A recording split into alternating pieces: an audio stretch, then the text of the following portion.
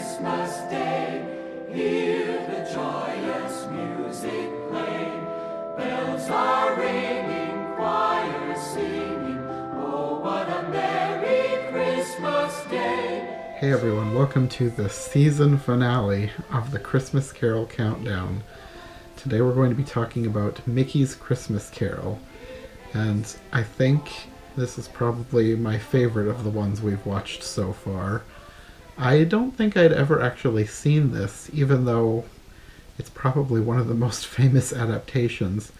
But as I was watching it, I realized I had a book of this when I was a kid. And even though I never saw this version, I think this was actually my first exposure to the story because of that little book. So I actually was familiar with this version, even though I didn't think I was. I just had a whole bunch of weird flashbacks as I was watching. One of the things that we enjoyed was all of the cameos of different characters from other Disney films. I don't think I've seen their adaptation of Wind in the Willows, but I love that story, so it was fun to see some of those characters. And of course we grew up watching Robin Hood and all kinds of Disney characters. It was really cute. Yeah, this is probably now in my top favorites, right up there with Muppets Christmas Carol. I liked Fred. Donald Duck is Fred, and I like their whole description of all the food that he's supposed to be having for his Christmas dinner. That sounded good. You don't really get that in other versions. And Mickey Mouse as Bob Cratchit along with his adorable family. It was very cute. I appreciate how they made Jacob Marley really not very scary at all. When it's Goofy, it's kind of hard to make him scary. So they cutified that a lot. I love that he had a piggy bank tied to his chains. I found it very amusing that Goofy was Jacob Marley because of Scrooge's description of him robbing widows and stealing from the poor. And I'm trying to picture Goofy as this evil figure who would rob from widows. Only by accident, really. It's just such a weird thing to think about, especially even when he's so goofy as a ghost. I love how clumsy they made Goofy. Even though he was a ghost and he was supposed to be able to pass through things. He did bump into, trip over, and crash into many items.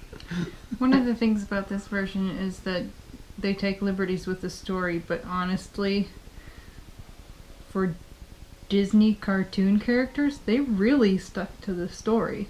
Mm-hmm. So if you want to see a version of this story that is far less creepy for small children, this is the cutest version that I think I've ever seen. The end scene, towards the end, where he's with the spirit of Christmas future, I think for small children that could be potentially terrifying. Creepy. Because he's basically sort of falling into a burning casket. Just kind of might scare a 4-year-old. And the cats. The spirit is the gigantic cat with a cigar. It's one of those cartoons now that they probably have the warning at the front about smoking. Where's the smoking in this movie? Oh, there it is. But other than that, I would say that this is a pretty small child-friendly version. Just if you have a sensitive child, maybe just forward through that part real quick. And then, of course, as soon as he is falling into his fiery doom, basically, he's also waking up in his room, and he goes about gleefully doing good, giving to the poor, and giving out toys to the Cratchit family, and it's a very cozy, cheerful ending.